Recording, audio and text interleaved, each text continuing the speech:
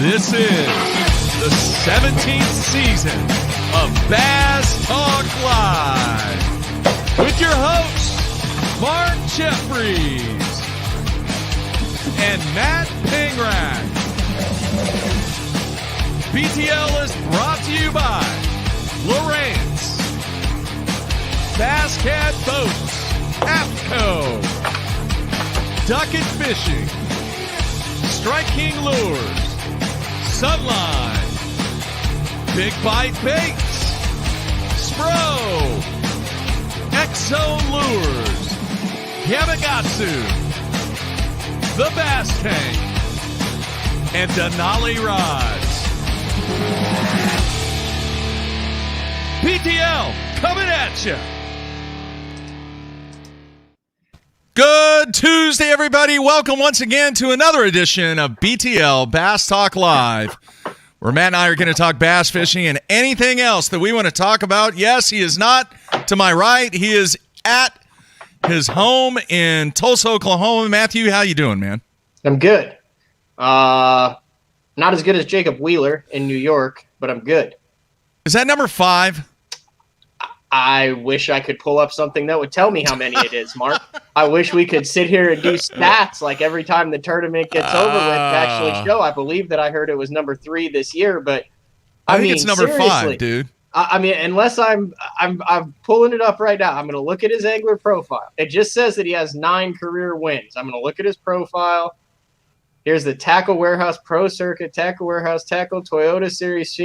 There's no BPT stats. There are no BPT stats. It is driving me absolutely nuts. We've got a guy that's in the midst of, he's not even lead angler of the year, but he's won 3 events this year. How difficult? There's like 80 of them. How difficult is it to put where they finished in the BPT and what the weights were on the final day on their profiles, Mark? I don't know. I don't know why it upsets me, but as a stat guy, you can't put it into perspective. Like, seriously, is there not someone who can put their stats on the website? It's not that hard. I have stats from BFLs 15 years ago up there. Put a stat on there that he won today and that he won last week so we can pull it up and go, well, look at this. He's averaging a 30th place finish and all this money here. No, it's nowhere. And it's driving me nuts. Dude, I feel like last year you said, "Oh, they'll get it fixed." They're working on it. They're working on it. There's 80 of them. I will offer my services for a reasonable hourly fee. I will go in and hand type where everyone's stats are on the BPT since its inception, so we can get some perspective on who's sucking and who's kicking butt. They might take you up on that, man. I felt like through that rant we were like 3 minutes late or something. No, what's going on? Oh God, that's a low blow. And I wasn't even upset at it at 7:31. But as I started talking about it, wow, I think it is number 5. All right, now we've had this discussion before. You can say whatever number it is. We can't check it. You have to go through and click everything. I'm going to find out on that. I will get you an update tomorrow. Like I said, if that's the biggest problem that I've got in the world, then we're doing something right here. But yeah. I think it is number 5, though. I could be wrong, but I believe it is number 5. Now, we've had this conversation before. We had Ken Duke actually do a comparison of KVD's early years, like the first 10 years, compared to the first 10 years of Jacob Wheeler. And statistically, it's not even close. Not even close, Matthew. Say that again. It's not even close what Jacob Wheeler has done his first 10 years compared to what Kevin has done his first 10 years. Yeah, I mean, if you think, if you're just strictly comparing wins and finishes, yes, I agree. Yeah. Wins and finishes, regardless of the format. Right now, I think that guy, if there was a cereal eating contest, he would probably win, be it Wheaties or cornflakes or shredded wheat or whatever. Everything the guy does, he wins. I could check that out. There was stats about it. You could. Are you a cereal guy? Do you like cereal, Matt? Dude, you're gonna laugh at me. This is creepy. Don't creep out on me now, man. I have not bought a box of cereal in probably over a year. What? And I bought 5 boxes of cereal today. Watch this. I just pulled this out. I had no idea that this was going to be a topic of discussion. The man went out and bought 5 boxes of cereal. Now, the question is, are they all the same? Oh, they are not the same. Let's see here. What do we got? We got Lucky Charms, Fruity Pebbles, Cocoa Pebbles. Man, you like the Pebbles, don't you? There was not a box of cereal in this house for over a year. And 5 minutes into the show, we have well, here's the thing. So I had no idea, man. The girlfriend can't eat gluten, right? So all these boxes are gluten-free. Okay. And I would like to announce my sponsorship of Fruity Pebbles with Marshmallow. I'm just kidding. You do like the Pebbles there. But anyway, because they're all gluten-free. Okay. And they all have taste. So, yeah, I was not kidding. We are now inundated with cereal after not having any in the house for the longest time. Wow. I didn't know it was going fired there. up. I wasn't planning on getting fired up tonight. Wow. Man, it's okay. I am going to get an update. I'm going to call my media contact and find out what is the deal on that, because I was told that I do agree. I don't think you can compare Jacob Wheeler to KVD at all. Just the first 10 years, what you're saying. Yeah, that's all I'm saying. Okay, because the Zero Classics thing really, yeah, and the number of Angler of the Years really. No, I get it, but when Ken Duke made the comparison statistically, Wheeler had the edge. So I it's pretty amazing, man. It doesn't matter, really doesn't matter. The dude's freaking winning everything he fishes. Who in the first 10 years of their career this is the real question. No, this is a serious question. You'll like this question. All right. Why are you laughing at me? I ask you this. I'm watching Norm Duke on TV right now, so. Dude, we do the show for an hour. Focus. I'm totally focused, man. It's just. Is he winning the senior event? No, he lost. Who do you think over the first 10 years of their career? So remember, KVD's first 10 years of his career. No iPhone, no internet, mainly magazine and the Bassmasters on TV and sporting goods shows. Would you agree with that? Okay, I agree with that. I agree. Wheeler's first 10 years came in right at the beginning of iPhone 1 and 2 and 3 and Facebook and Instagram and this social media thing and the YouTube. Yeah. Who do you think has had a bigger impact on buying behavior and generated more income in the first 10 years of their career, selling product and making an impact on the consumer? Would it be Jacob Wheeler, who has a lot more competition with all of the many options? Yeah. Or would it have been KVD, who had the lion's share of the coverage, but much less available? I think it's Kevin. I think Kevin has definitely profited more because of what he did during that time period than what Jacob Wheeler has done so far. Not that Jacob Wheeler's not raking it in right now, because he is.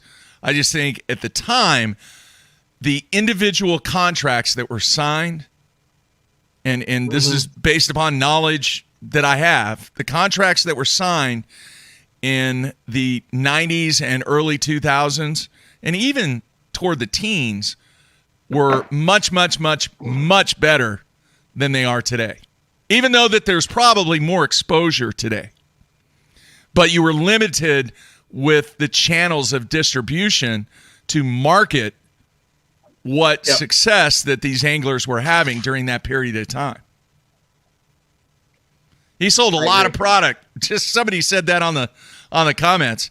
He's right. And what we don't know, and who knows what deals that Jacob Wheeler has in place from a royalty standpoint, but Ken Duke has said, I believe, in the early development of the Elite Series and kind of in the heyday in the 90s, that the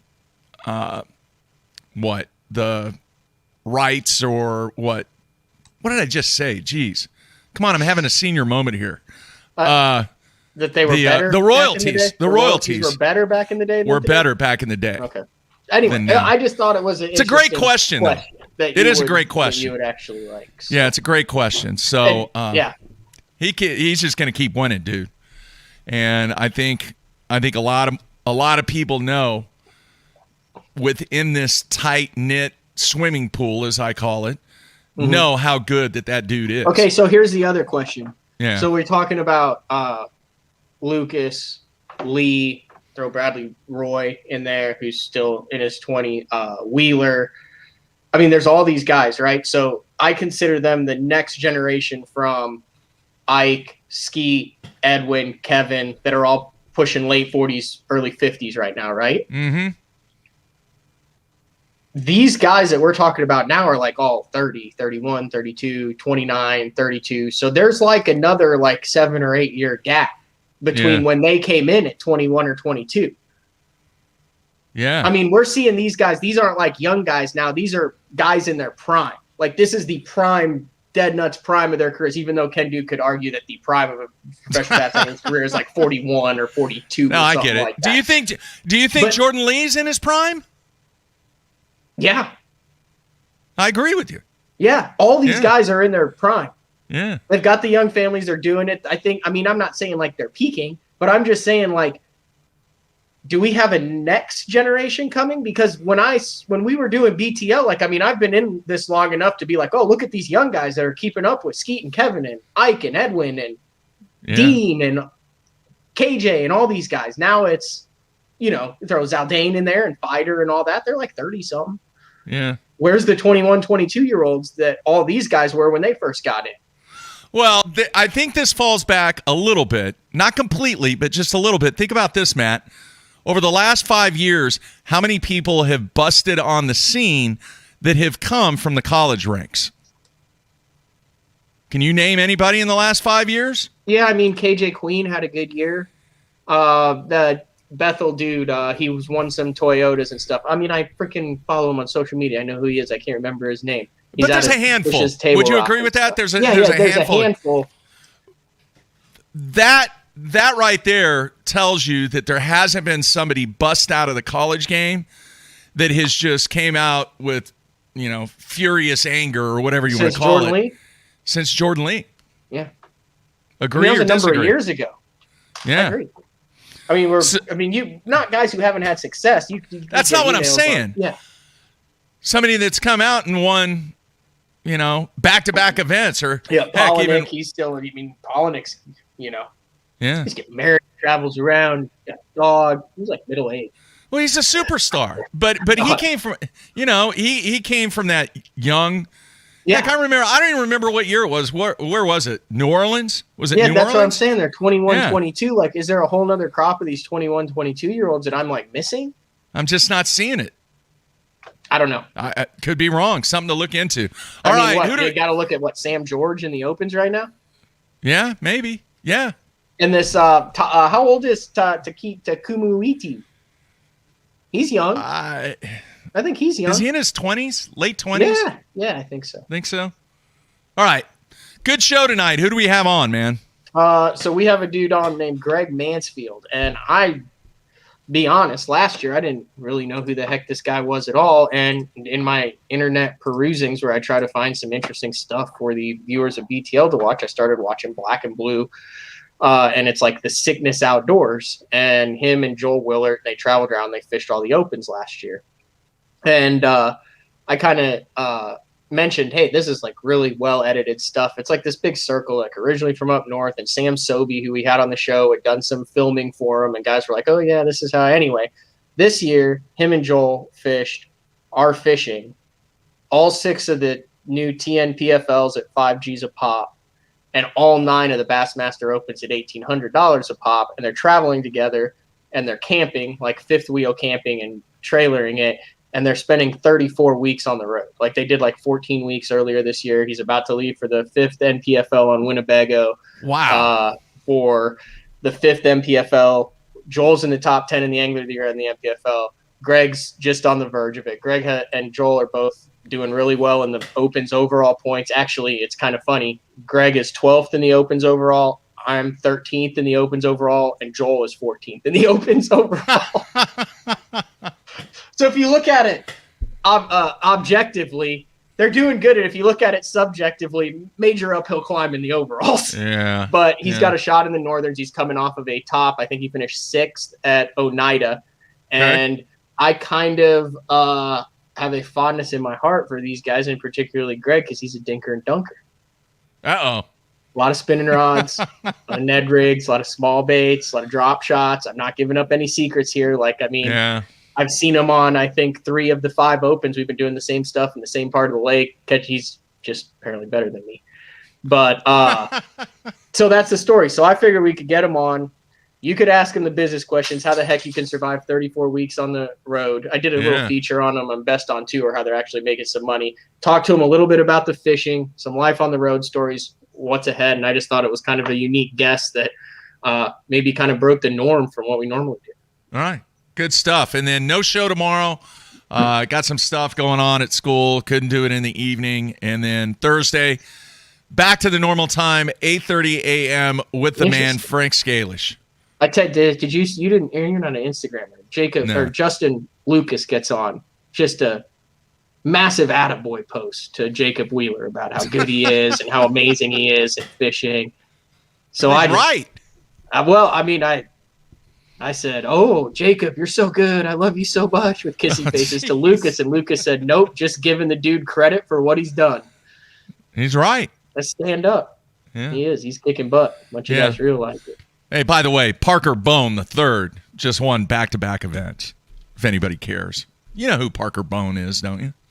Yeah, he is a bowler. Yeah. Did he beat Norm Duke, I'm assuming? Yes, he did.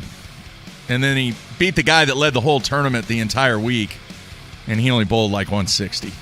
Parker, he had like 220. Have you ever wondered where the confetti comes from in the BPT photos? Is it Photoshop? Like, no, they're outside, right? Yeah. Where does that come from? They probably got those Canon things. It's like coming from above him, though.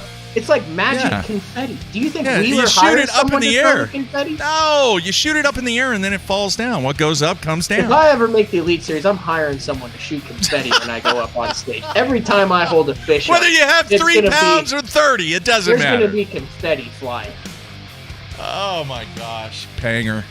Jeez. All right, we're going to take our first break, come back with our special guest, Greg Mansfield, here on a Tuesday night. Everybody stay tuned. We'll be right back.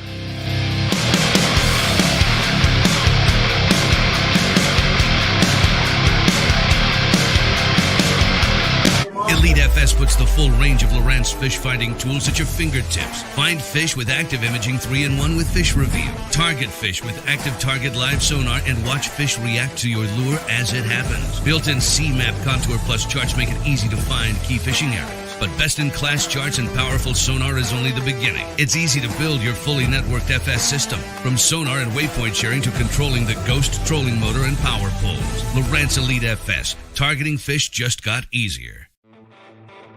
Basscat's legendary 20-foot platform has been paired with angler-approved accessories for 2021. Puma FTD features the proven hull used by many of the top names in bass fishing today, backed by a transferable lifetime warranty. The Puma FTD boasts a full team deck concept which enhances efficiency for you and your tournament partners. Turnkey tournament-winning performance. The Puma FTD SP from Basscat. There's one. You know what works. Now you need a bunch of them so you don't run out on your next fishing trip.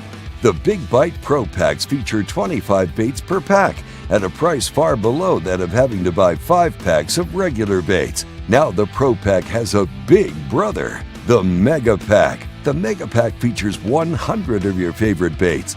With these, one bag is usually plenty to get through the day. It helps me stay organized, helps me save money, helps me catch more fish. All of us on the Pro Tournament Trail use Gamakatsu hooks. Why? Because they are absolutely the best. It's not about how many bites you get. It's how many you put in the boat. Gamakatsu makes hooks for every fishing style. We didn't come this far to lose fish. Did you? For more information, visit gamakatsu.com. Let's face it, fishing electronics are no longer an afterthought. They've become a necessity. And at the Bass Take, our experts match you with the right electronics, provide professional installation, and educate you to help maximize your catching results while providing support along the way. Because let's be honest, it's about catching, not just fishing. And when you're ready for better results, join the Bass Tank team. Visit us today on Facebook or go to thebasstank.com. Preparation is key to success. And that preparation starts well before you ever hit the water. You're only as strong as your connection to the fish, and your line is that critical connection. Confidence in your line every minute of every day on the water is a necessity, and failure, it's not an option. Sunline makes the fluorocarbon, nylon, and braided lines to give you the strength to guarantee your confidence. Everybody loves to chase bass on the water. But is your most valuable asset protected when it's not on the water? Empire Covers can preserve your bass boat against even the harshest conditions. When the storm is coming, that bass boat needs to be protected. Check out EmpireCovers.com for all your cover needs. Empire Covers is the ultimate solution when it comes to protecting that asset. Empire Covers is the ultimate solution in easy protection for your truck, for your boat, for your car, anything that needs to be protected from the elements. BTL listeners can receive free shipping plus an extra 15% off their entire order on EmpireCovers.com. Just use the promo code BTL at checkout. Empire Covers. Protect what you love.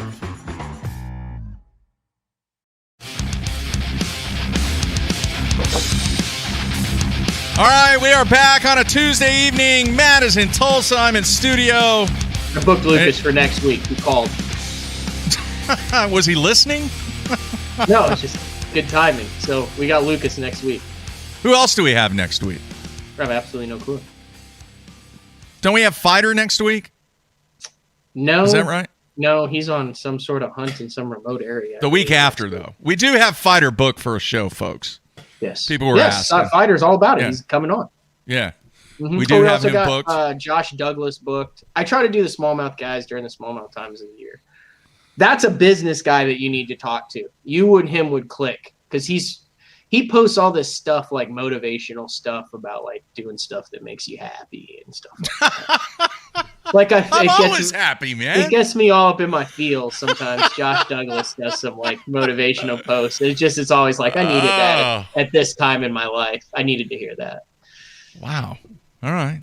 Well, good stuff coming up. Matt he's actually been fishing with Willer. Anyway, Matt is kind of taking the lead on booking the remainder of the year, kind of helping me out a little bit with school going on and basketball cranking up on October 1st. So if you have any suggestions, just Instagram Matt or do whatever you do to get a hold of Matt. It's starting to fund for Jeffrey's basketball season so we can purchase him some of the best rubber-toed soles. See if we can get through basketball season this year. I don't enter locker rooms that don't have carpet anymore. Done. Finished. At least that they don't have water. I have seen on that anchor, I have seen a lot of the clothing is starting to arrive to people. A number of my favorite colors. 7 shirts have been out. That will continue over the next week or so. So if you're waiting on it and don't get it within the next, I'd say, week, shoot me an email. They're really good to work with over at ATS. When you have so many orders, some of them inevitably get jacked up. So Mark or Matt at basszone.com. If you think just have your order number handy, put it in there and I will forward it immediately. So if you have sent anything, I have forwarded. There's been like 3 or 4 guys who either got the wrong size or something like that. So. Yeah. Somebody's asking, did I ever get smell and taste back? No. And that has nothing to do with COVID. It has to do with, I thought you said it was starting to come back. I was getting a weird taste, like a metal thing, and then it goes away. And then it'll flare up for like 2 seconds, and then it's gone. And now it's from your injury, not from COVID. It had nothing to do with COVID or anything. But hopefully, they're saying, man, if I don't get it back by March of next year, I probably won't get it back. So I'm just you could literally just eat unseasoned chicken breast the rest of your life, and it would taste the exact same as steak. Or seasoned cardboard. It wouldn't matter. Really? It's the same thing. You could eat like carp. gar. It wouldn't matter, dude. I have been eating some of that striper from Texoma. Yeah. Phenomenal. I ate 2 of the back straps last night. Very nice. Very nice. Little sweet and spicy season, throw it on the Traeger at 375. You have to take, because they're so long, you have to take 2 spatulas and then flip them over, get a nice sear on it. It's phenomenal. There you have it. Hey, by the way, yes, Bo will make a return to BTL when Matt is on the road for like 3 weeks. So we're gonna bring Bo back in to co-host when Matt is on the road. Don't know the dates or anything like that. I just want to let everybody know, yes, Bo will be making his triumphant return to BTL. All right, you ready to go to our guest? Yeah, let's bring in Greg. All right. Greg, how you doing, man? Hey, good, guys. What's up, Matt? Bass Talk Live listeners, and Mark, appreciate being here, man. It's exciting, and excited to have a good show. But before we get going, I know you guys are going to ask me some questions. I want to start off by Jeffries. I got to ask you. My wife's a teacher, and my sister-in-law spent 18 years teaching in middle school, and after 2 days of straight enrichment curriculum that you've been through for the last 2 years, how are you still upright? I am motivated by what is taking place in the evenings being BTL. Wait, that's what does gets this me through involve? the day. Okay, you've mentioned it, but now Greg has piqued my interest. Like, what do you describe what you did from 10 to 11 this morning? Who, me? Yeah. I don't understand Let's what see. enrichment curriculum is. I was in the computer lab getting certified on WinGauge. WinGauge is the software. A lot of schools across the nation use WinGauge to post all of the attendance, post all the scores, have all the contact information on the students. That's how you take roll.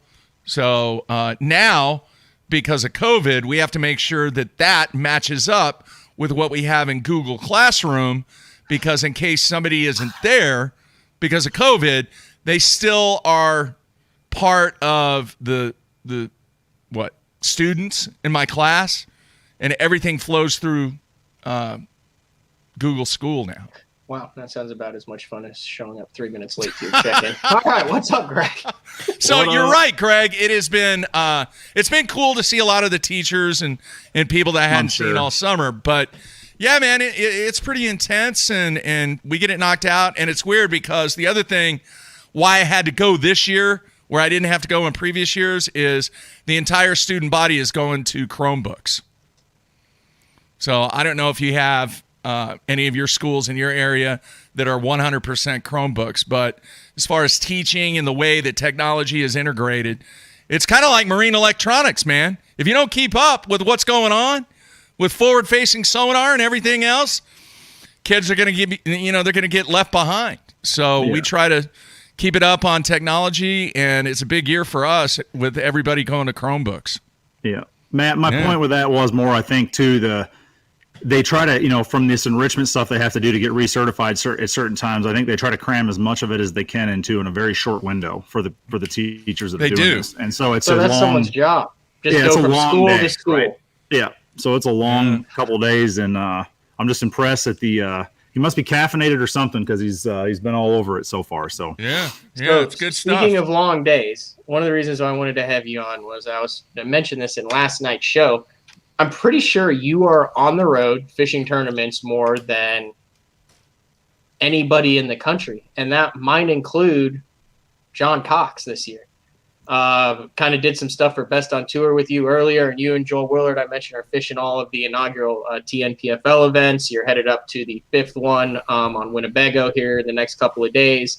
You're fishing all 9 of the Bassmaster Opens, just monstrous road trips. So how the heck did it come to a schedule like this where you basically leave in January, have been home a couple weeks in between, and we're like, hey, let's just go fish for an entire year all across the country?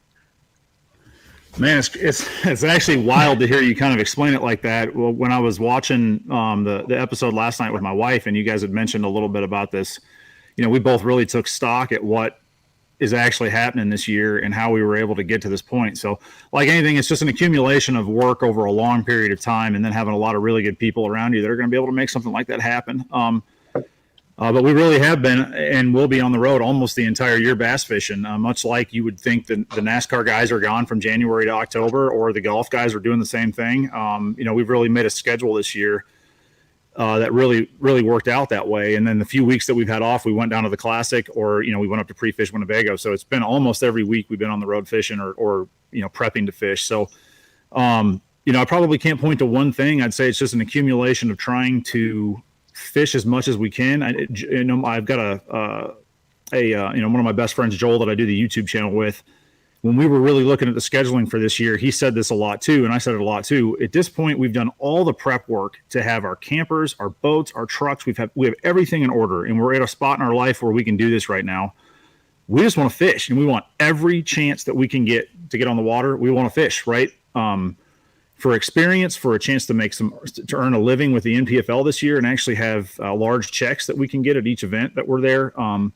Everything that we could do to give ourselves a chance to be on the water, learn, grow, and continue to, take advantage of the situation we're in, where we just have this window where we were able to do this year. And it's been, it's definitely, this is kind of a fitting deal, because I think taking stock in how long of a year it's been already. And then what we have, I had mentioned 8 weeks on a social media post here a couple of days ago. It's actually, I looked at it. If we make the NPFL championship, I'm probably going to be on the road for 12 straight weeks. And you guys look like you both are, because you're 11th and Joel is like 8th. Yeah. With good events at Winnebago, I think we've got that pretty much locked up.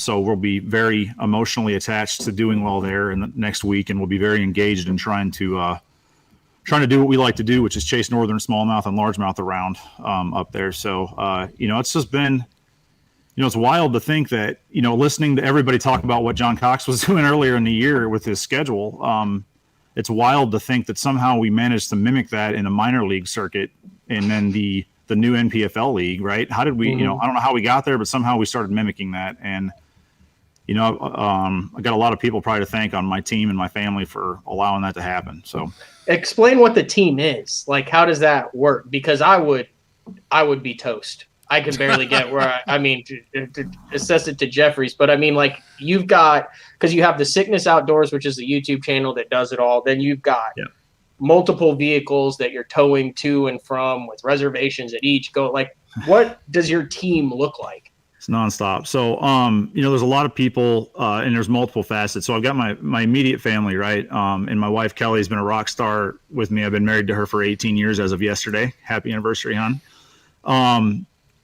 And we started a company together when we were in our mid-20s and moved up and lived in my dad's basement when we first doing that. So she has been a rock star, just willing to go along with whatever adventure I want to go on from that time. And so I've got my wife that is heavily involved. And at this point, our business success had gone well enough that, she's able to be a stay-at-home mom. So, so given that she's still able to give, 5 hours or 10 hours a week towards taking care of her third kid, which is me, and those things really help, like packing the camper full of food or making a reservation, or there's so many little things that she does that those 10 hours a week really add up towards helping the team a lot. And then, keeping things on the home front at home in order really help. So that, I'm sure you can imagine that, a guy with 2 young kids and trying to do all this isn't going to spend 35, 40 weeks away from their family and home without a lot of help from the home front and support from the home front. So that's first and foremost, right?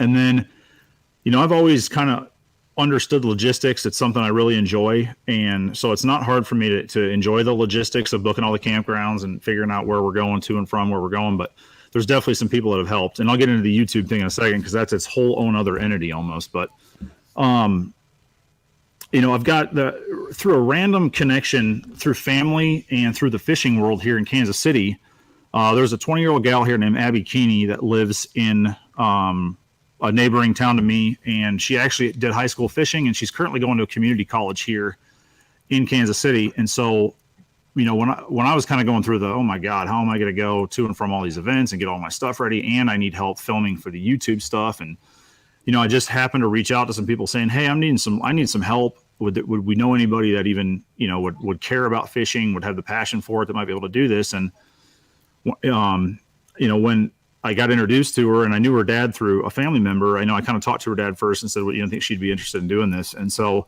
she jumped on last year, and she travels and does a certain number of weeks every year helping us with the YouTube. But she's also, because she's local, she comes here and helps me with all the logistics work of packing, unpacking, cleaning the boat out, getting the rods and reels ready. And I could name just hundreds of little things every week that she'll do to help make this happen. Right? Yeah, it's like a cat. Yeah. And she's going to community college for social media marketing. Mm-hmm. So it's kind of a win-win, right? I'm getting a lot of help, and she's able to learn a lot and be around, and she's met a lot of connections within the fishing world now, traveling and helping doing the filming portion of it. But then in order to travel and do the filming portion of it, she's been willing to jump in and, do a lot of the logistics help. So that's a huge help, right? Having that there and coming from a place where I grew a pretty big business, like I'm pretty used to relying on other people or having other people help with stuff. I think some people probably struggle with that.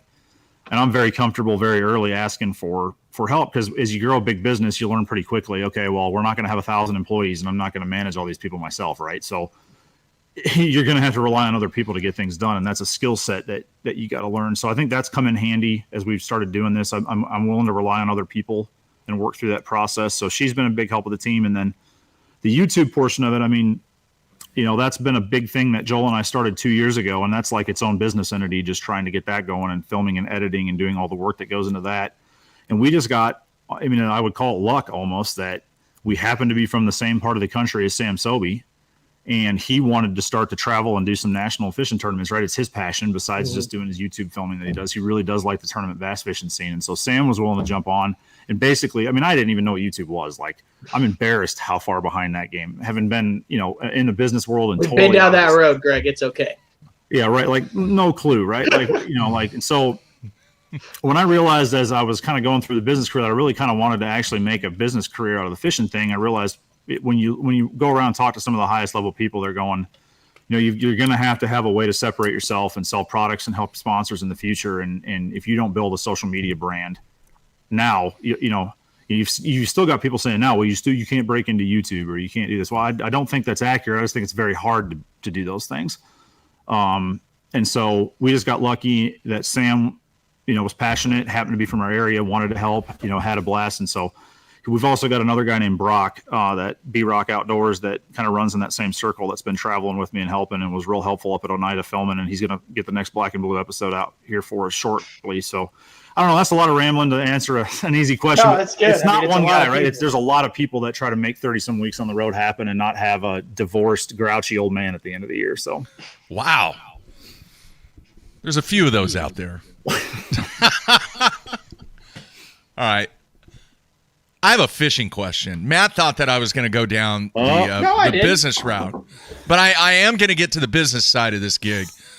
But from a fishing perspective, we've heard for 20 plus years guys talk about, hey man, the only way you get better is time on the water.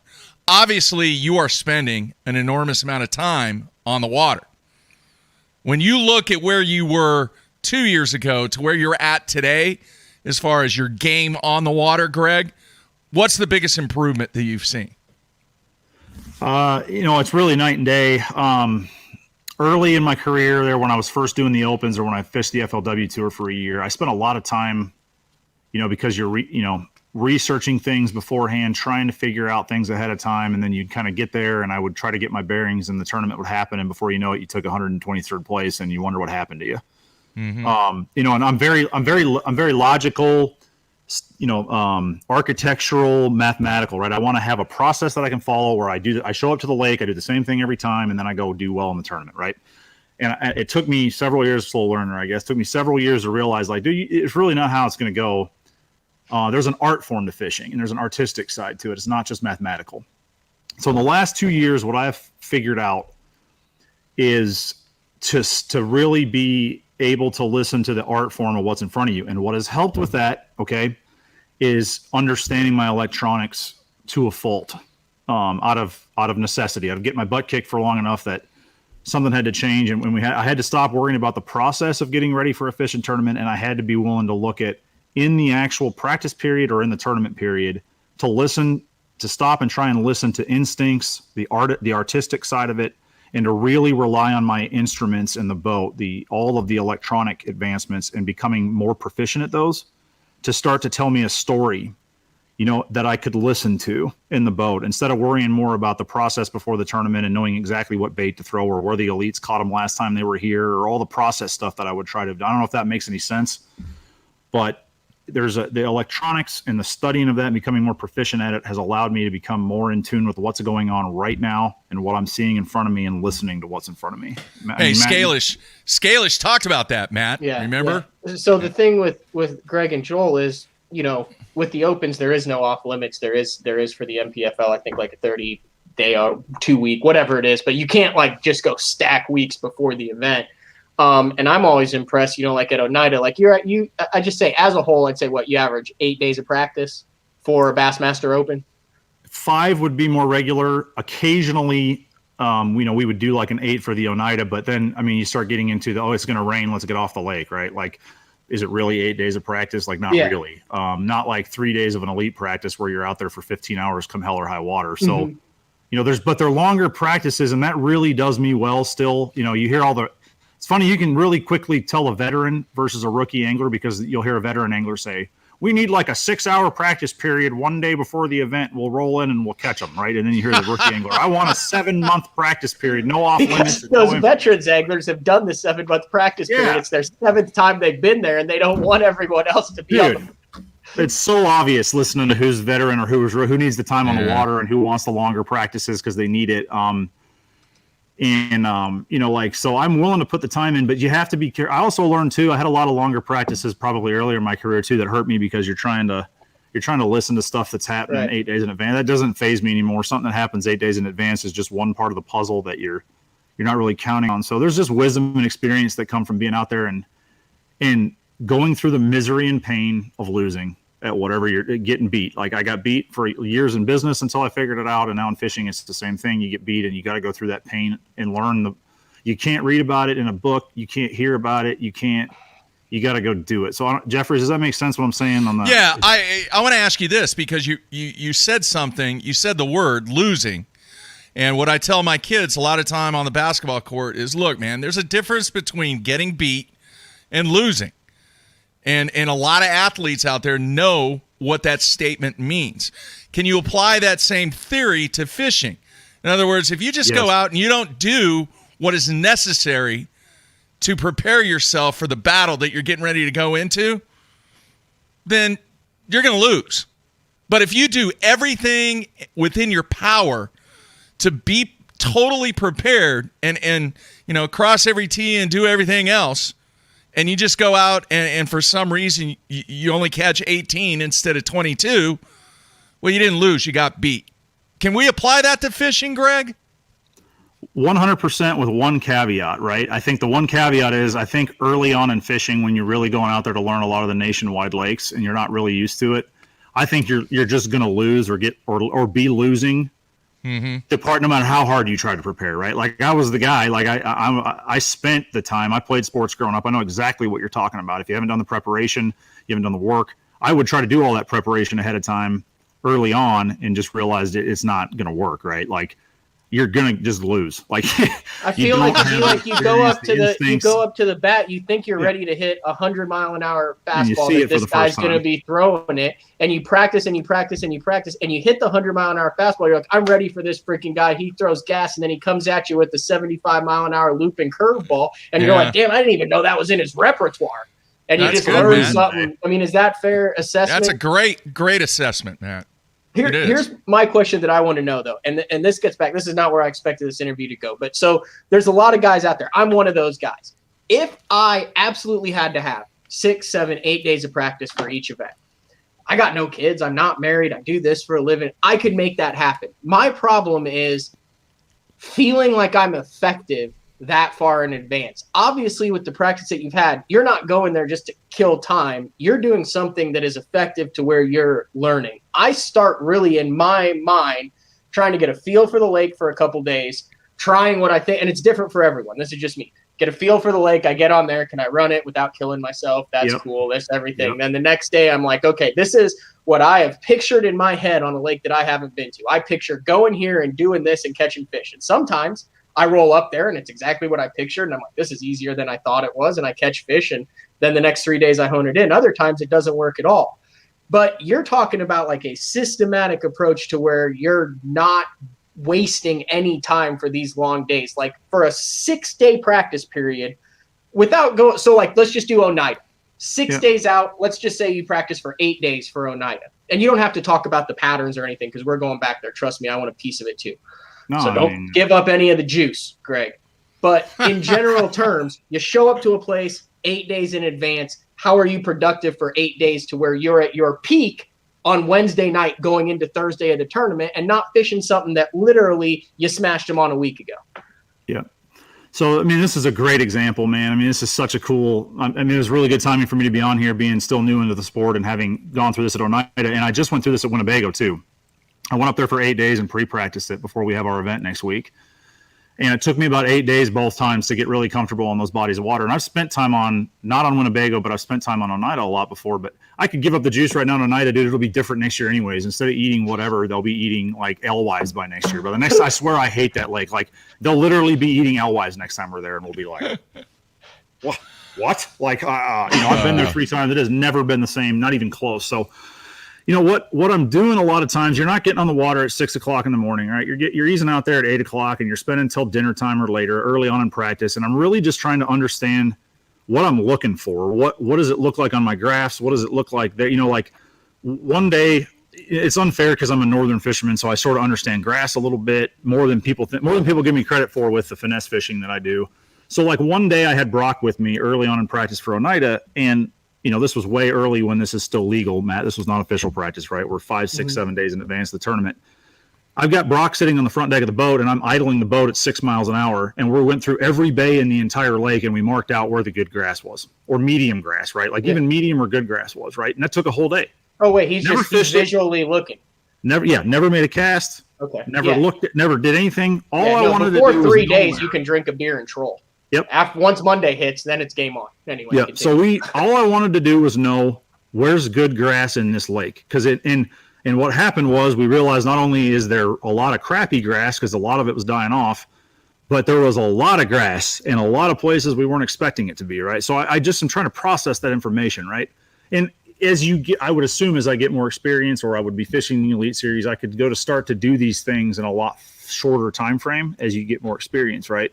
Versus somebody that's still trying to learn this quicker. So, I'm trying to break the grass down. I'm trying to find the rock, and then I'm going out and I'm starting to graph. We're not doing a lot of fishing, right? We're looking at, we might fish for 30 minutes in the morning just to see if there's a morning bite. And then I'm going to go sit behind my graphs all day. I mean, Oneida, even though it's a small lake, there's so much going on out there offshore that I'm really wanting to look around and be like, well, what kind of rock are we looking at? Are there boulders? Is there gravel? Is there rock transitions? How deep does the rock go? Where's the deepest rock I can find? Are you able to see fish on the rock?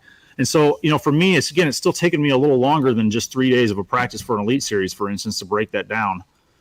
So then by day 3, 4, 5, you're starting to get a feel for that. Now maybe I start to fish. Like before, I would have been fishing 4 years ago, I'd have been just like fishing like hell for 2 or 3 days. Like, I can't get a bite. This lake sucks.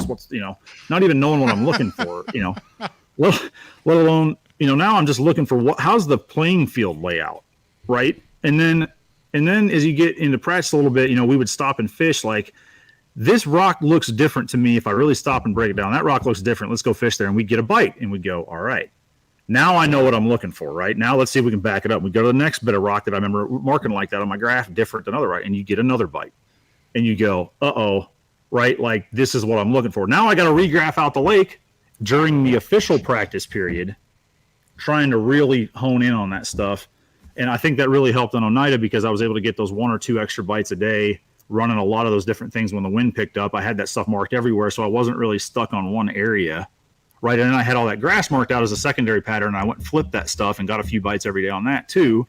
Even though I hadn't gotten a lot of bites doing it in practice, I was just able to go to what I thought was the highest percentage grass areas, and that puts you in it's like poker, right? You're not going to hit a home run every time when you're going all in on some of this stuff, but if you're putting yourself in those right percentage places, you hope it kind of works out. So I don't know if that was, again, long-winded. I'm sorry, guys. No. That's what this show is. We can go however long. Yeah. So here, I Mark, real quick. I want to explain what I did on Oneida because I fished very close to Greg for a large portion of the tournament, but completely different stuff. We had one spot that was like probably 50 yards apart. maybe 50 feet apart. I think that one little knob was probably the same spot that we both had. Because it looked right. But here's the difference. So Greg does all that.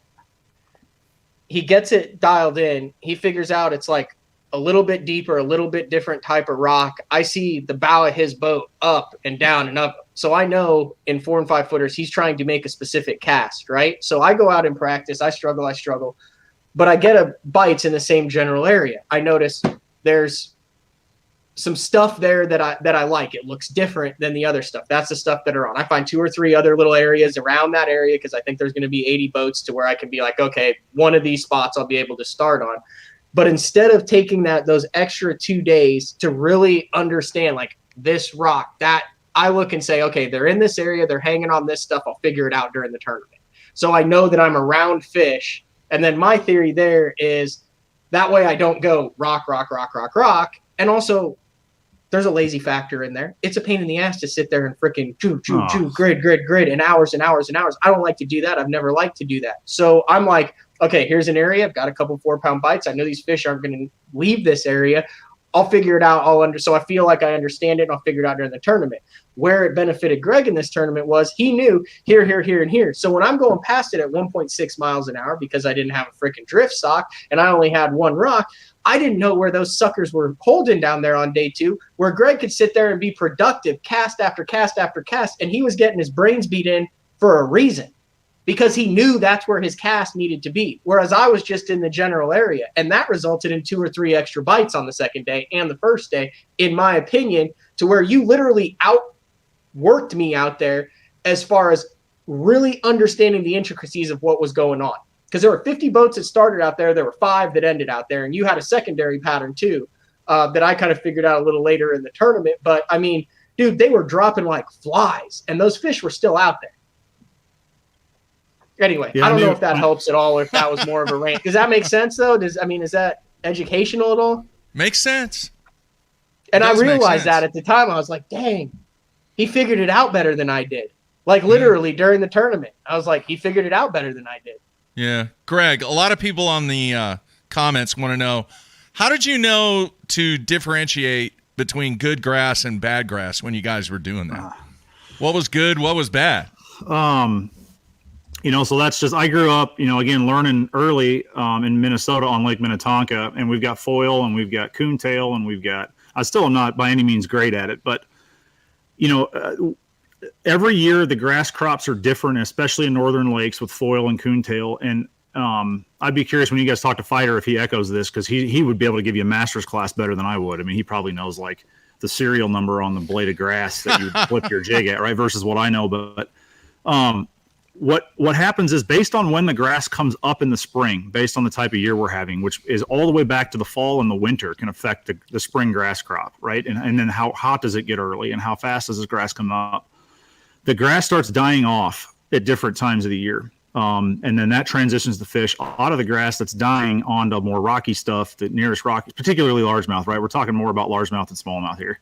Yeah. Right. You're trying to get those fish out of that dying grass later in the year, start going out to their first shallower rock stuff they can find that's nearby. And that's when the rocks typically get good for largemouth up north. So, what I was looking for was foil and coontail, particularly on Oneida, right? There was a little bit of hydrilla, and the hydrilla that I found, there were fish there. And it surprised me. I was not expecting to find hydrilla there. Maybe everybody else in the world knows there's hydrilla in Oneida. I had no clue. I was expecting foil and coontail, and I wanted to know, where is it?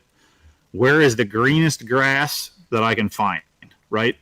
And then can we find, when I'm graphing and I'm looking at that too, we're also looking for where rock intersects that grass, because they want to be around rock for the forage, right? They want to use it as an ambush point. They're going to eat crawfish there. A lot of the fish obviously in Oneida are eating gobies now, but the shallower ones that are in the grass are there to eat crawfish. And my live well was from the fish that I would catch out deep would be puking up gobies, and the ones that I would catch up in the grass on the rock were spitting up orange, particularly very bright orange crawfish on Oneida. And so when I was scanning through the lake of the grass, I wanted to know where's the foil and the coontail. So that's the first thing that we would mark, right? I would put waypoints wherever I found foil or coontail, particularly edges or rock were intersected it. We would have like stop here, waypoints if it was really good. But from there, then I would use a couple of different waypoint colors to differentiate green grass versus dying grass. And so therefore, when I had time to start flipping, I also know I didn't want to flip grass. I've been on Champlain and Oneida enough to know that if you flip grass early in practice, like 5-6 days in advance, and you find like the mega school of largemouth, like, well, you might as well kiss that one goodbye, because I don't know why they move more than they do in some of the Minnesota lakes I've fished, but like I can find like 6 days in advance on a Minnesota lake, I can find a school of bass. And when I go there to flip there on tournament day, like there they are. Every time on Champlain or Oneida that I've ever been to either one, I find like a school of largemouth like 2 days in advance of the tournament. I go back in the tournament, and at this point, I'm already just assuming like, waste of time. Why did I do an entire day flipping to show up here and go, oh, they're here. I promise you they're here. Flip, flip, flip. Oh, it's going to be the 6th flip. Nope. So I don't know, Matt, does that echo your experience at all up there, or what I'm saying on the grass? Yeah, I only fish grass for an hour. So. Yeah. Well, I mean, like, just in general, I mean, you spend a lot of time doing this. Fish grass for I don't fish grass. Like I fished like a couple stretches of grass my entire life. Like that's why I was out on. Really? Yeah, no, not a grass guy at all. Never. I absolutely no. Like literally the first time I'd ever fished a full-on grass tournament was in Florida this year. Yeah. Like I messed around with it a little bit, punching is different than, in my opinion, punching is way different than fishing like actual grass. Yeah. But I mean, I caught 2 on day 2 out of what I would call grass on Oneida, and they're probably like the first 2 like legit non-Florida bass I've ever caught out of the grass that weren't under mats. So I just know what my strengths are right now. And I mean, like, I would love to go spend 8 days doing it, but I really don't want to do it and miss out on a chance for the Elite Series. So I'd rather be on like 1B stuff that I have confidence in than like 1A stuff that I'm like, wow, this is confusing. Yeah. Dink and dunk, baby. Yeah. That's what it is. That's the other thing. The dink and dunk, like, dude, you're all in on the spinning rod, man. Like, I've seen your front deck. I've watched you fish. Like, you're not scared of it. But, like, both you and Joel, like, you're all in on that spinning rod stuff. Like, everywhere. I mean, that's how I grew up fishing. So, walleye fishing with monofilament on a spinning rod. So, like, it's, very comfortable. And I just always have a lot of confidence. If you give me some structure and you give me something specific to throw at, I can make them bite if I know they're there. But like I weighed in 4 of my best finish this year is a 6th place on Oneida, and I weighed in 4 of the 10 on the top first 2 days. We're all flipping grass stuff, power fishing with braid. So I think I got lucky and got to practice some in Minnesota on that, before it became serious. Because in the Opens, man, are like these big, huge field tournaments. Like I hate grass fishing because if there's like 6 good patches of grass, like 100 guys have found it, and they just it just consolidates people so bad on that good grass. Like at the Potomac River on the FLW tour when I was there a few years ago, like you wouldn't believe, it was like 4 good grass patches in all of the Potomac River, and there were 20 guys on every one of them. And it's just like, on the national tournament fishing trail, where it's a dominantly heavy grass tournament, I wouldn't say I'm a huge fan of it just because of that reason. It just consolidates people almost worse than the ledges do. So it becomes a little bit not fun. I'd rather be out doing what Matt's doing, finding specific structure or things that are a little different that you can get away from people and finesse fishing them and getting them. I feel very confident too. If you set the hook on a finesse bait, I'm probably going to get them in the boat. So, all right. Well, Matt and I were talking before you were on about, there hasn't been a whole lot of young anglers. There seems to be a gap that's coming up. And we talked a little bit about the collegiate anglers, but I think one of the things that is really keeping a lot of people back is the financial requirement to take part in this. Obviously, being on the road, what your earnings over the past, 5, 6, 8 years, whatever it is, around $150,000. Is that right? Yeah, I mean, I'd say in my career over the last 4 or 5 years, between some local stuff and then national stuff, I'd say between $100,000 and $150,000 of earnings. All right. Well, you're on the road 34 weeks, dude. A number of tournaments. The NPFL tournaments are $5,000 a pop. The Opens are $1,800. The financial commitment and the financial responsibility to not only take care of what you need to take care of while you're on the road, the stuff that you have to take care of that you have at home too. I mean, I'm not trying to pry in your 1040 or anything like that, but how do you do it, man? I think there's a lot of different ways to slice that pie when you're making it. I took a path in my life where, I come from a business family and took a risk to start a business when I was in my mid-20s with my dad and my wife and actually moved and lived in his basement. So for 5 or 6 years, when I was 25 till I was 31, while Jordan Lee was probably winning Bassmaster Classics, right, I wasn't even thinking about bass fishing, right? I was building, a reoccurring revenue business that allowed me to have time and freedom later in my life. I had no idea that I would want to be involved in professional bass fishing during that time, but I definitely spent a lot of my time knowing that I wanted it to do the work that I had to do with a business early in my life to give myself the freedom of time later in life to what I want to do. And so I don't know what's the matter with me, but somehow I've chosen to spend that time traveling and bass fishing, and being around the sport. But,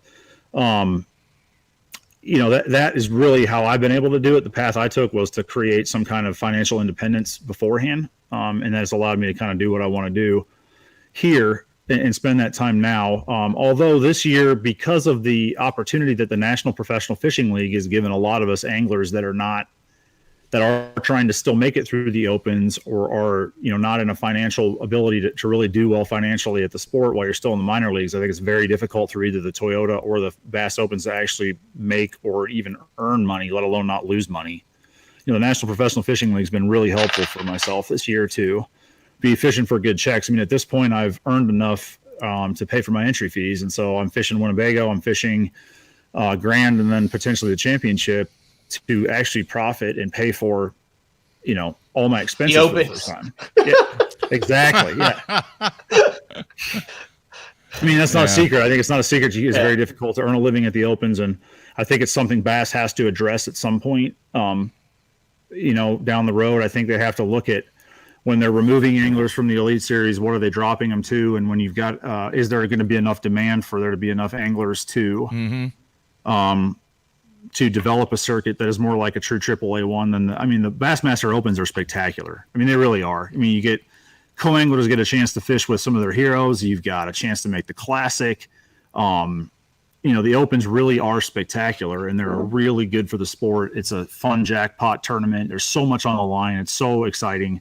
It's just, I think it's difficult for that to be the true AAA circuit if there's enough demand for people, down the road. I hope Bass will eventually look at that, but without ruining what they have going on with the Opens, because it's such a cool opportunity for co-anglers and it's such a cool opportunity to, it's how I got started. Was my first tournament outside of Minnesota was fishing a Bassmaster Open as a co-angler. And I got paired with Josh Douglas, which is unbelievable because I traveled out there with him. And then I got paired with Chris Zaldane on Erie, right? Like, where else are you going to get that chance, right? But it's not going to be a place you're going to go and make any financial, make any kind of a financial move. But, I think besides the way I did it, right, there is a way to go out and travel and fish and try and make a name for yourself in the sport and do so at a cost-effective manner, if you choose to, right? Back, when I was trying to build my business and I was getting into fishing, right, like the first year I traveled with my buddy Jared, like I slept in the back of my truck twice. He's tent camping twice. We were wanting to camp instead of stay at hotels, or if we were staying in hotels, we were staying at places and splitting the cost of a hotel. So, I've been there too, where I'm trying to talk to my wife and my family, like, hey, I want to spend this money. And they're like, you're what?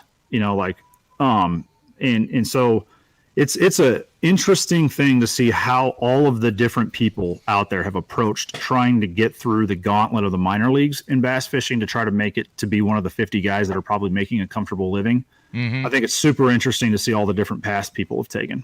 Let me ask you this real quick, and then I'll send it to you, Matt. Do you think that you fish more freely and less stressed out because you did have a successful business and you were able to profit from that business, that when you're getting ready and you're on the road for all this time, that because of the hard work and the financial decisions that you made with your business and the decisions that you made for the future of that business, does that help you mentally when not only you're preparing, but also during the tournament, that quite honestly, you don't have to worry about where the next can of Beanie Weenies are coming from? So without a doubt, in the last couple of years, I've become a lot more centered, as my business really did grow and succeed. And I was able to go through selling that this year, and to have some financial freedom and independence. It is a major psychological help, to there. Now, I think what people fight against, like anything, there's positive. And I think what people fight against is then, well, are you going to do the things that you need to do? Or are you going to push yourself if you're financially independent? Are you going to do the things that you need to do to take that next step competitively? And so I think some people struggle with that, and I probably have some too. But the good news is I hate losing, and I've been so competitive that all the way back, like when I was like in kindergarten, I remember my teachers being like, "You can't be that competitive, right? Like you can't try to beat Johnny at whatever you're doing at," and I'm looking at my mom and dad going, "What? Like what? You can't tell me what like am I the weird one? Like because I want to win at what I'm doing, or So I think I've been lucky that despite having a comfort level on the financial side of it, that I still have I hate losing so bad, and I hate just that feeling or whatever. I can't stay. I'm so competitive. I want to do well that I think that helps offset that comfort from the financial freedom. But without a doubt, not one time this year have I sat there and went, if I don't catch one here, I'm not going to cash a check. So I need to run over here. Or do I need to play it safe? And I do think some guys probably have that, but it can be a positive for them too, because it can push them over that competitive edge too. So there's a double-edged sword there, if that makes sense to me. Yeah. One follow-up, and then Matt, the floor is yours. I'm curious with some success, but also being one of the, I don't want to say rookies, but one of the, 1, 2, 3 year guys, how either difficult or easy or kind of middle of the road has it been to try and get help from sponsorship for those expenses? Has it been something that you have been successful at? Has it been difficult? Has it been more difficult than you thought it would be to try and obtain sponsorships to reduce the amount of expense? What can you pass on to the fans based upon the experience that you've had so far with trying to obtain sponsorships? So, I'll be straight honest. Because of the business situation that I've got, I have not overly pursued cash paying sponsorships to this point, as I've been trying to learn in my career. What I have been able to do is, being partnered with Joel on the YouTube thing, and people understanding where he's at. Some of the people that sponsor what we're doing right now really do a good job, I think, of helping support both of us, and particularly helping Joel with his portion of this, because he's got a different situation than I do. He didn't come from this. So, he's trying to make a living at it a lot more than I am. And a lot of the partners that have helped us in all of that we're doing are pretty common, right? And they've really stepped up to help him. And then what I've received is an enormous outpouring of support from the Minnesota fishing community, people like the Capras up north, or, Striker, for instance, or all these companies go out of their way to make, and they're not going to pay my bills because I think they know I can pay my bills, right? But they will support. They are so supportive, and that stuff matters, because it adds up really quickly over the course of time. You've got Nate Warner up at Warner's Dock. My first Phoenix guy has gone out of his way and still personally takes care of me. Josh Douglas and I were the first 2 Phoenix owners in all of Wisconsin. And I could name, I don't have time to name all these people, but although they're not going to pay my bills through cash at this point, there's so many people that have taken the edge off, right? That make a huge difference. And being smart with my money early on, to where, we were being smart financially. And then as we've grown and I've had some income to offset, I think I told you this when we were off air, the tax write-off portion for me to offset income, takes the edge off a lot too. So, you get down to where, when you really break it down over 7 years, I really am not out of pocket very much. Probably a reasonable amount out of pocket for what I've been able to go, on some of the greatest adventures in my life, right? My wife and I and kids have been traveling all over the country in RVs and seeing all these places. And, there's times you just are miserable from the rain or the long days or the bad situations or things that happen on the road. But then you stop and remember, you're getting to take, my 7 and 3-year-old have seen more of the country than I probably had seen, by the time I was 25 years old at this point. Yeah. I don't know, to answer the financial part of it, again, I have not particularly, because I haven't had to. Now, if I were to qualify for the Elite Series and make a long run at it, I would hope that my previous business experience and ability to understand how to sell products, marketing, and the background that I've got, that I would feel fairly comfortable talking to some people saying, hey, can we work something out that would be mutually beneficial? Because I really don't want to gamble for the next 5 years a lot of my family's money away. I'd prefer to at least be breaking even when we start the year. But if that makes sense, does that make sense what I'm saying? Am I answering the question or am I rambling? No. It's good. My last Matt. question then is just, how long are you committed to this? Like, the NPFL, it sounds like you really like what's going on there, but like, how long before you either make it? are you giving yourself? That's going to be a moving target. But I know this. I don't. My dad came to every single one of my sporting events growing up. And when I say everyone, my dad had a business career and was busy and we moved around a lot, and he had a lot of responsibility. My dad was at every one of my games, everything that I did. And I'll never forget that. I mean, it's something that sticks with you, I think, as a kid for the rest of your life. And some people don't have that support or I'm very aware of what that meant to me, and I very much want to be there for my kids. So I love chasing the trophies. I love the competition. It's been the dream of my life, and I'm going to give this everything I've got. So one of the reasons why I'm fishing right now I'm fishing so hard, right? It's why I'm going so hard at it is I think the clock is ticking, right? When's the clock run out? I don't know, but I don't see it going more than another couple of years if I don't make the elites, because that's the next nugget, right? It's to make the elites, get to fish the elites for a while, try to make a classic. Mm-hmm. It's that carrot that's always out in front of you that you want to accomplish those things. But I don't want to accomplish those things at my kids' or family's expense. And I've said that to almost every co-angler I've ever had or anybody that I've ever had. So I'm not just saying that here. I'm loving this. I'm loving the journey, and I want to be involved in it as long as I can, but I also don't. During that, I think you've heard a lot of other anglers say this too. They got to a certain age in their mid-40s where they just didn't want to miss their kids' stuff, and they take a 10-year break. So I think at some point that's coming, and that's why I'm so all in on it now, and so, like why I still would have a mental breakdown out there if I miss a fish or something, right? Like I want it to happen so bad, now while I've got the opportunity to do it, and my kids are young. That's awesome. Right, and I'm giving it everything I got. So, All right, then, because I know sometimes we get wrapped up and then we're like, we never actually said where you could. So give the details on how to find, because it's not like how to find the Cygnus and Black and Blue and all that on YouTube and follow it. It's worth a follow it. It's 15 plus, tournament actual. I mean, it's a ton of videos a year. It's not just like 3 or 4. It's really cool to follow you guys. So where does everybody need to go? No, I appreciate it. Yeah, if you go over to a couple of things, we've got for just the Sickness Outdoors, which is kind of the team aspect with Joel. If you go to YouTube and you type in the Sickness Outdoors, you'll find us, and you can subscribe that way.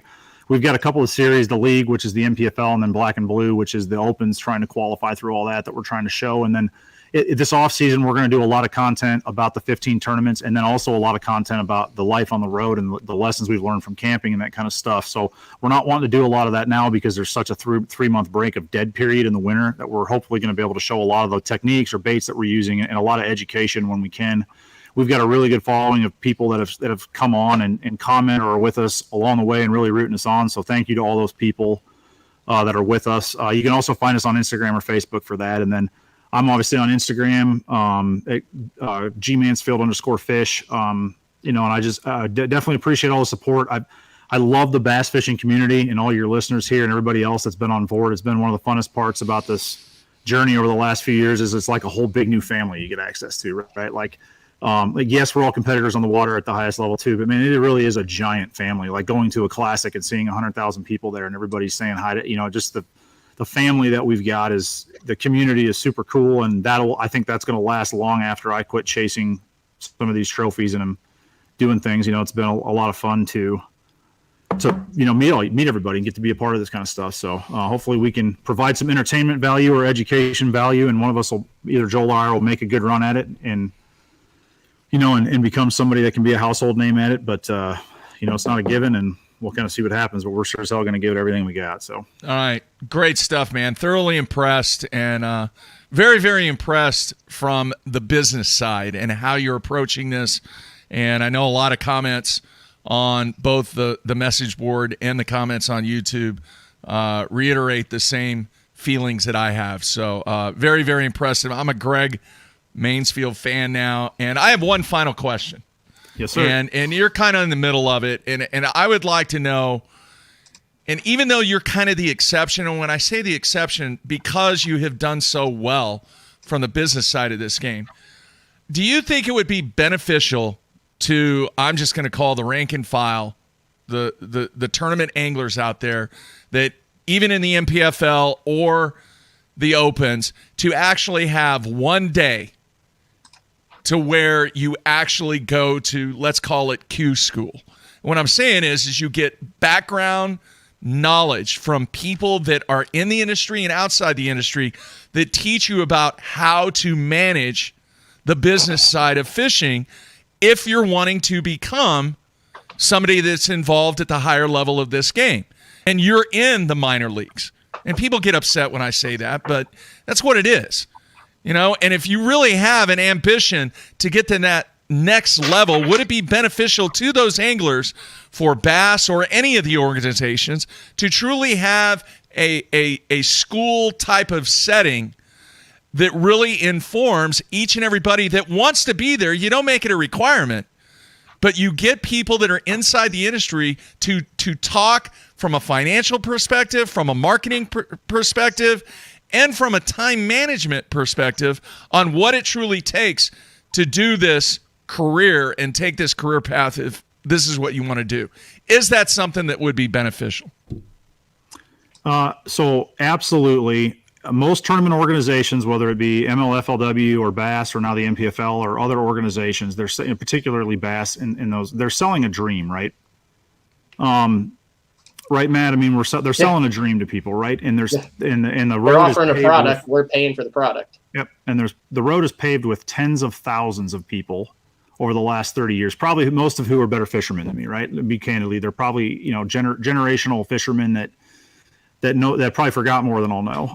And the road is paved with people that have tried to make it at this. And so I think there comes a point where it's probably not too early on, but there comes a point where I think you're reaching potential professional athletic credentials, right? To the AAA type level like that. And something I can point out, I actually like to point this out, that the NPFL has done really good. The Angler Group has set up several meetings like this already in its first year where, we have one of the guys that's a Guggen Squad member that's fishing with us. It's fairly well known because he's getting a lot of attention because of his YouTube presence, right? Mm-hmm. And he's taking a risk fishing when he didn't need to do it, right? But he actually went out of his way and scheduled an entire seminar, 4-hour session to teach anybody that wanted to show up the ins and outs of social media and how he was been able to do well with YouTube, and shared all that knowledge and information. Didn't get paid a dime for it. Literally did it on his own. And the NPFL helped facilitate that before one of our tournaments on the Wednesday off day. And so I've seen that's not the only thing the NPFL's done like that on a Wednesday off day too, where we've had opportunities like that if you wanted to take advantage. And so I do think that the other organizations or angler groups or people, I think they have to take a long, hard look at what they're doing at the true AAA level, and if there is a demand for a potential change in both the structure of how AAA works. Can you find a way to at least break even or make some money at the AAA level? And then mark exactly what you're talking about, true professional development. Now the $1 million question is, what's it going to take? What would it take to make that happen? What would be the catalyst to make an organization change to actually do that stuff? I don't know the answer to that, but something, like humans are pretty easy to understand. Something's going to have to happen to make that happen.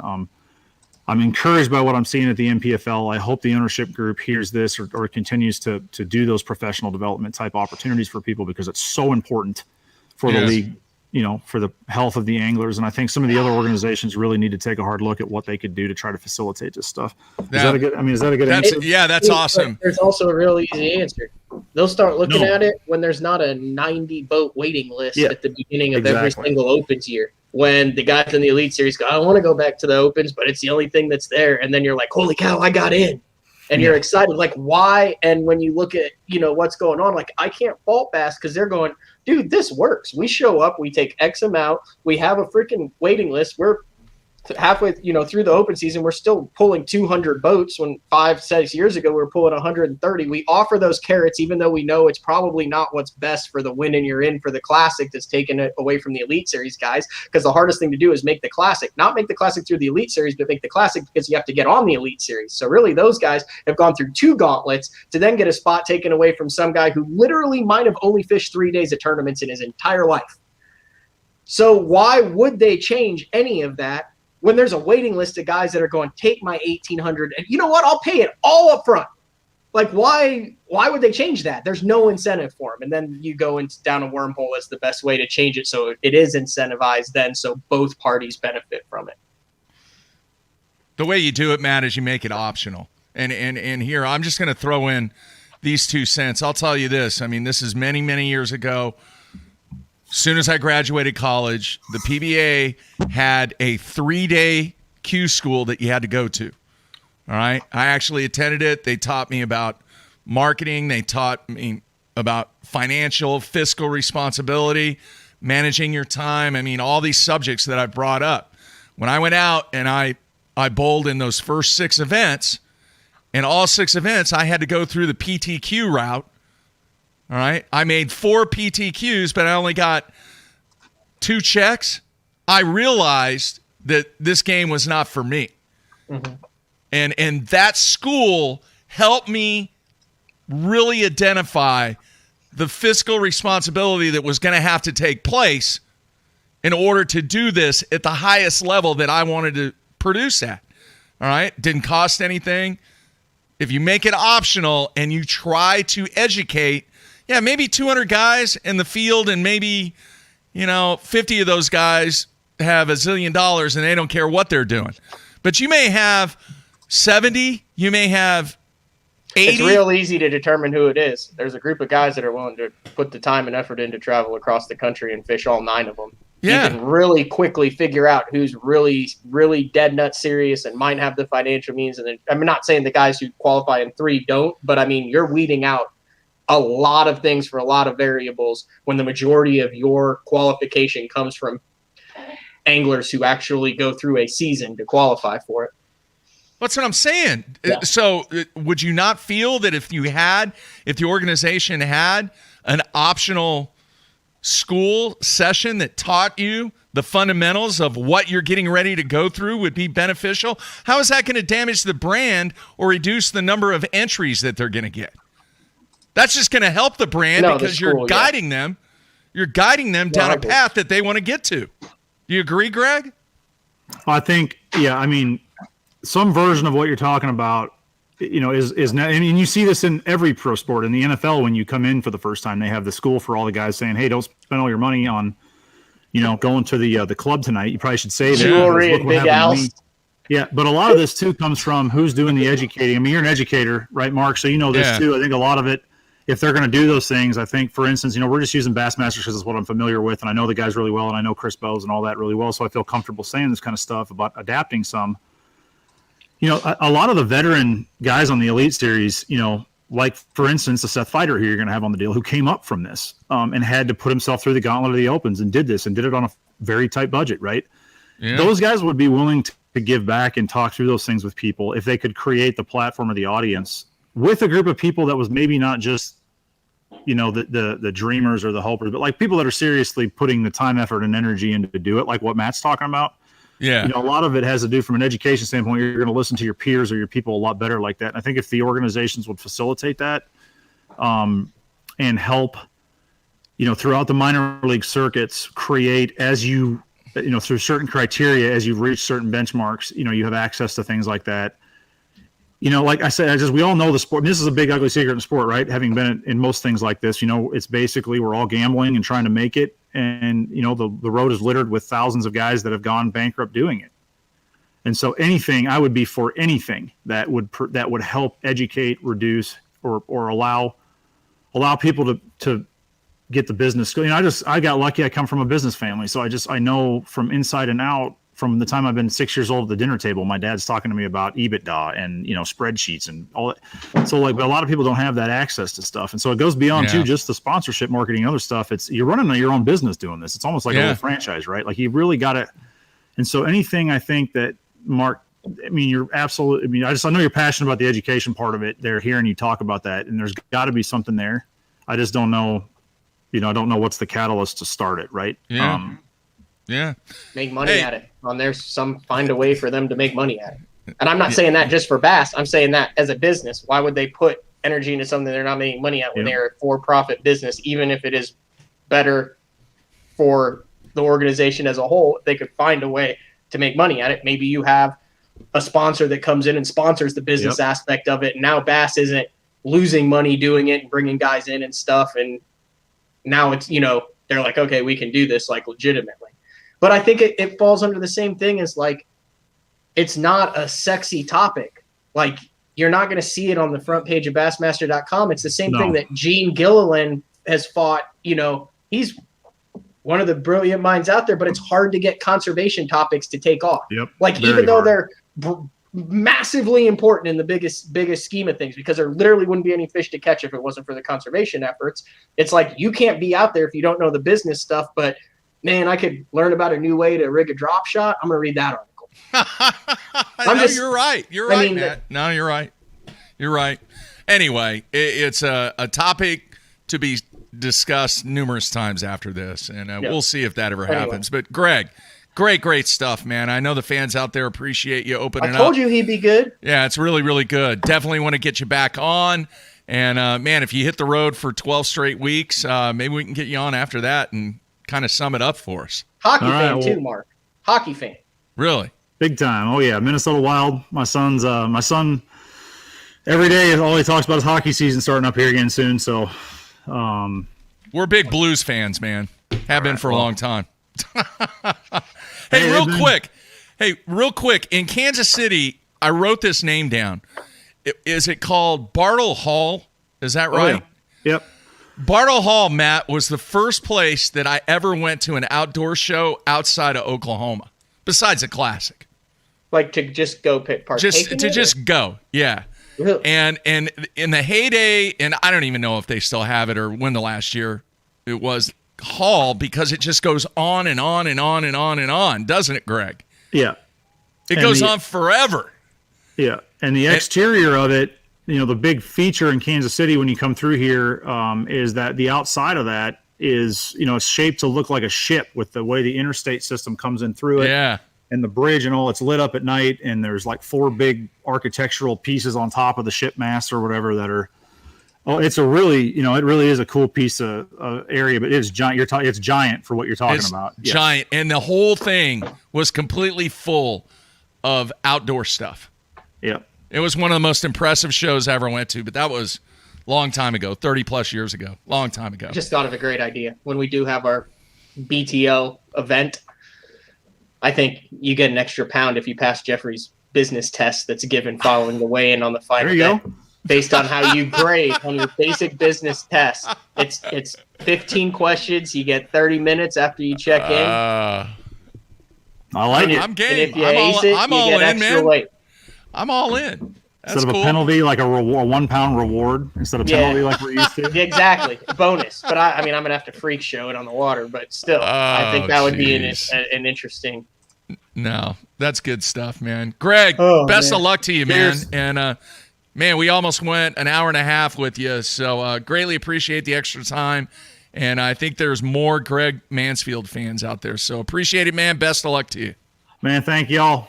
We'll go try and get it here this fall. Appreciate it. All right. See ya. See ya. See ya. There you have it, Greg Mansfield. Great guest, Matt. Great job, man. Really, really good stuff. Good dude. He's got his act together, man. Doing it very, very intelligent way. And, man, that's a long time on the road, though, man. Yeah, but, dude, he's got the competitive drive and fire. He does. From the little – I mean, I don't know him particularly well. I'm getting to know him more. Like, I mean, it was like a weird deal. He, messaged me and was like, hey, thanks for mentioning us. And then I saw him at where's Dano work? They just started selling bass cats at Bucks Island. Yeah. I saw him there. He was getting some of his stuff worked on. Then we were next to each other at one of the launches. And then and then he came out to the classic. And then I was like, dude, you need to come on and tell this story because there's no one else that's doing it except John Cox. It's good stuff. All right, we're going to take a final break. Come back, wrap things up here on a Tuesday night. Everybody stay tuned.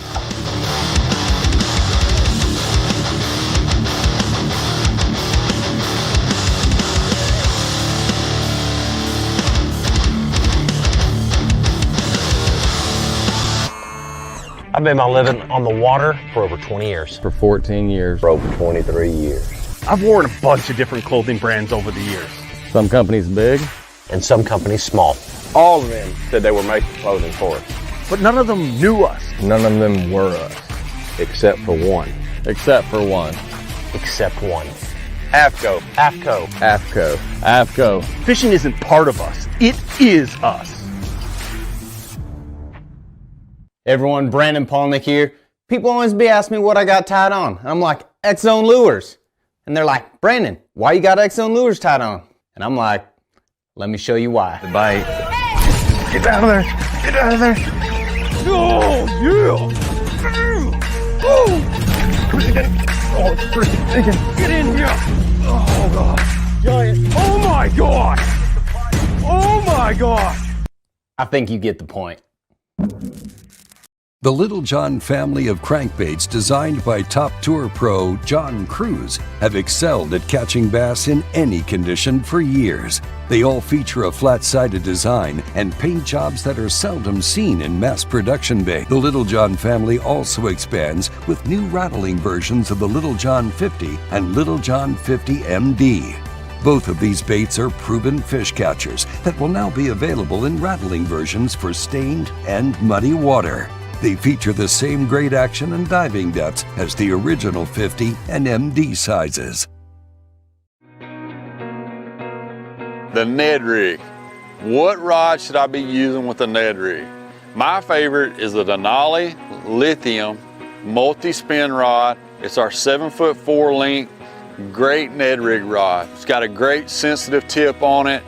It's long enough where I can make long casts, which you're usually fishing clear water with a Ned rig, and it's got enough backbone to get those fish in. So check it out, Denali Lithium Series 7'4" multi-spin.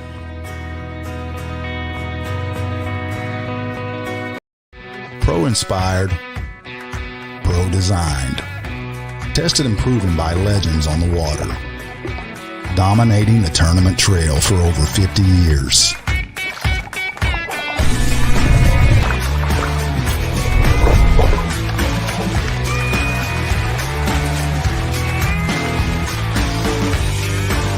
Everything you need, one legendary brand. Strike King. Hey guys, Major League Fishing Pro Jacob Wheeler here with my new Signature Series line of rods with Ducket Fishing. We have my 7.2 cranking rod right here. Crankbaits can be very fickle, and having the right, having a lot of tip can be too much, and having not enough tip can, lose a lot of fish. So you really got to be careful. There's one or two techniques that I'm really adamant about having the perfect action as a crankbait, especially like a square bill, a DT6, those medium running crankbaits in the springtime when those fish's mouth are pretty tough. That's when I'm really on top of having my actions just perfect.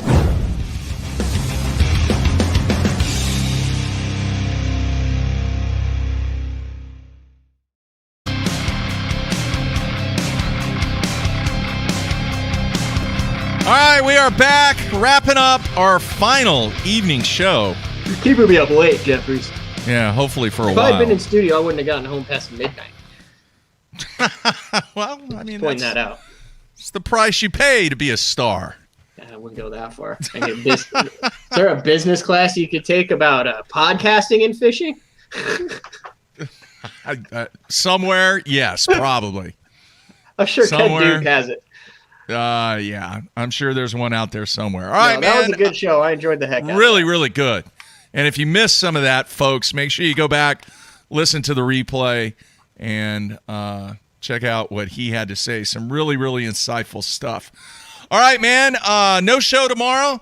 Got stuff going on in the evening, and then I have that certification continuing during the day tomorrow. So we will kick things off once again on Thursday morning at 8:30 a.m. with Frank. And once again, man, that show that he did on Listen to What the Fish Are Telling You, it's probably in the past 2 months the most downloaded show that we've done. Impressive. It's crazy. Which is weird because typically the mental stuff doesn't get a whole bunch of play, but it does. The Mansfield channel is the Sickness Outdoors. They do the League, which is the NPFL stuff, and then they do Black and Blue, which is the Elite Series stuff. Yeah. Like, I didn't really believe him when he was like, I lost an 8-pounder. Like, I don't think he mentioned it on the show, but, he lost an 8-pounder on a Carolina rig the first day of the Florida Open. Yeah. And I was like, I see the video, and I'm like, dude, you might be shy a couple pounds. That might have been a 10 to 12. Like, the thing, it looks like a Rottweiler. It looks like a Great Dane when it jumped. Yeah. Yeah. Well, we will be back at it. One thing I do want to remind everybody, We had to postpone the marathon show. We are still doing the marathon show. Marathon show is going to be in October now.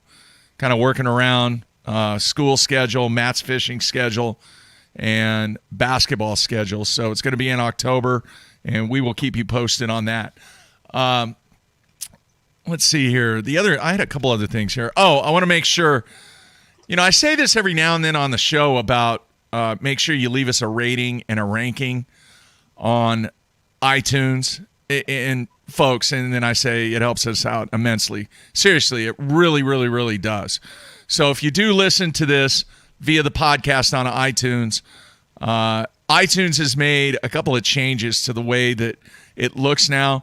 Just scroll down to where you can give us a rating and write a review, because this is what a lot of the companies that make this show happen, they look at that stuff and they see how many ratings that we have, and they see what people say in the reviews.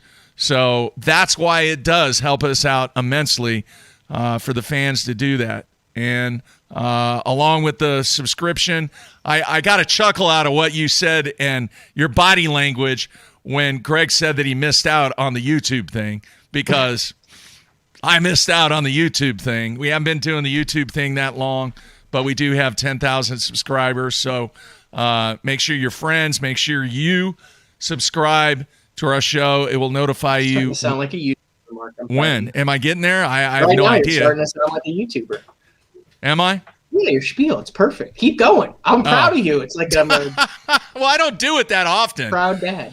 I kind of have that it helps us out immensely. That's kind of my saying. And it does. So help us out. Help Matt out. Hopefully people are getting their merch, sporting their merch. The good news is, folks, yes, we will have a fall line of merch coming out. Just hoodies. Just hoodies? Mainly Nothing hoodies. else? Like 3 or 4 hoodies, 1 long sleeve shirt, a beanie, and a hat, and that's it. I got to roll with the beanie. Yeah. I don't think I've ever seen you wear a beanie. Yeah, when it's cold. Well, yeah, when it's cold. No. Thanks for that one, Einstein. Good Lord, end it on that. I'm just making sure you knew, man. I don't sport the beanie in June for crying out loud. You're not a hipster eating pizza outside, wearing the beanie up high on the forehead, sitting on a grassy hill. No, Matthew. No. Is pizza gluten-free? Are these wild mushrooms? Better watch the mushrooms, dude. Jeez. Unbelievable. All right, man. Great job tonight.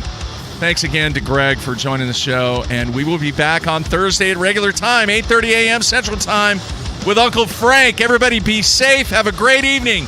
That's it. We're out of here.